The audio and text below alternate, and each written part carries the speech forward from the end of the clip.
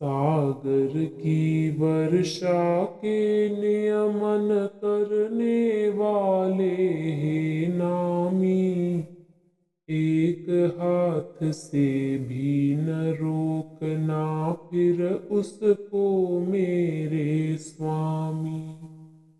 सागर के भीतर भी बैठे जल को ले उमड़ाते हो, नभमंडल में गर्ज गर्ज कर सबको चेत कराते हो।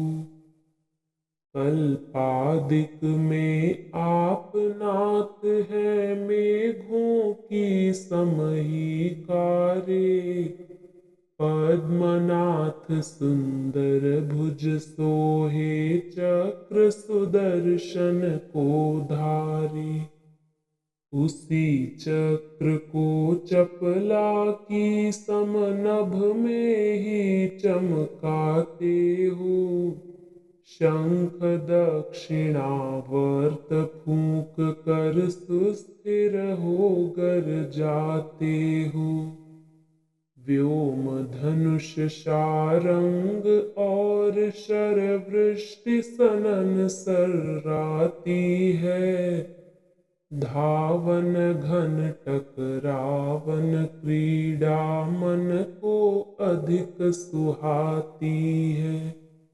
स्वाति प्रेम चात की चाहत लगी टकटकी है तुम पर, भरे जलाशय हैं पर वे सब स्वाति पर हैं निवछावर। लोकहितैषी वृष्टि कीजिए, मंगल हो जावे चहुँ ओर। दीनानाथ दयाल श्याम घन सदा चित्त के ही हो चोर।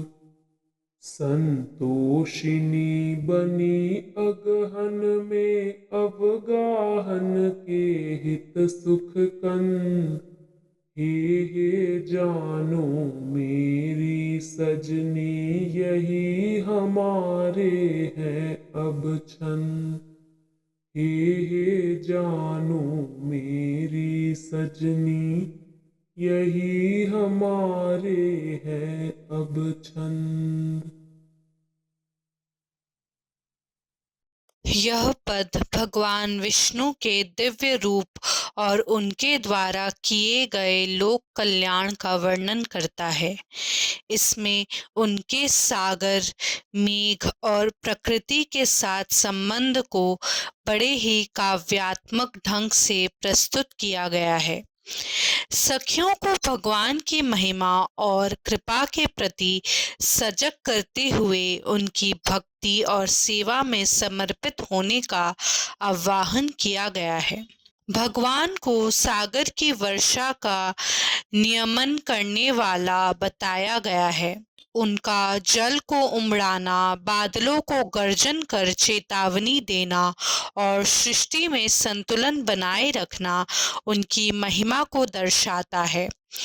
कल्पों के नाथ पद्मनाथ और चक्रधारी विष्णु की भुजाओं की शोभा और सुदर्शन चक्र की तेजस्विता को यहाँ वर्णित किया गया है। यही चक्र बादलों में बिजली की तरह चमकता है और दक्षिणावर्ती शंख की गर्जना लोक कल्याण का संदेश देती है।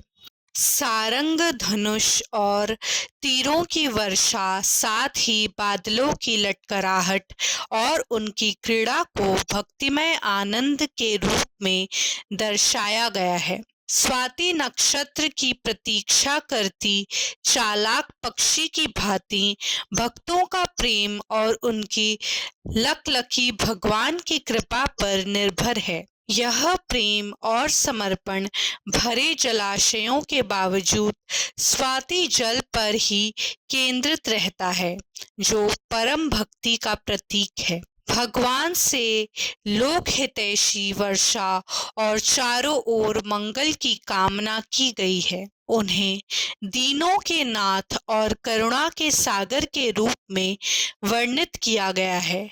अंत में अघन मास की संतोषिनी भावना और भक्तों के आह्वान के माध्यम से सुखद जीवन के लिए उनकी स्तुति की गई है। यही इस छंद का सार और संदेश है।